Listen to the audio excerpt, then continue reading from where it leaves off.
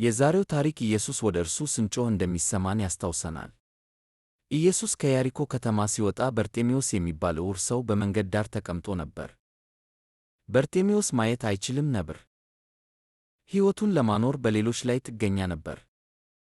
ብዙ ሰዎች ችላ ብለውታል። በርጤሜዎስ ኢየሱስ እያለፈ መሆኑን ሲሰማ ኢየሱስ የዳዊት ልጅ ማረኝ ብሎ መጮህ ጀመረ። ሕዝቡም ዝም እንዲል ነገሩት። ዝም ሊያሰኙት ሞከሩ። በርጤሜዎስ ግን አላቆመም። ኢየሱስ የዳዊት ልጅ ማረኝ እያለ የበለጠ ጮኸ።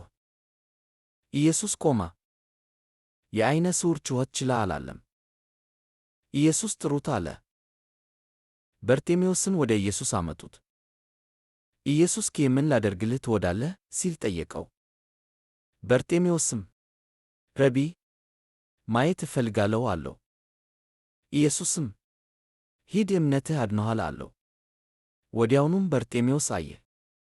በመንገድ ላይም ኢየሱስን ተከተለው። ይህ ታሪክ የሚያስታውሰን ኢየሱስ ጩኸትህን ይሰማል። ሌሎች ዝም ለማሰኘት ቢሞክሩም እንኳ፣ የተረሳህ ቢመስልህም፣ ዛሬ እየጮኽክ ከሆነ ተስፋ አትቁረጥ።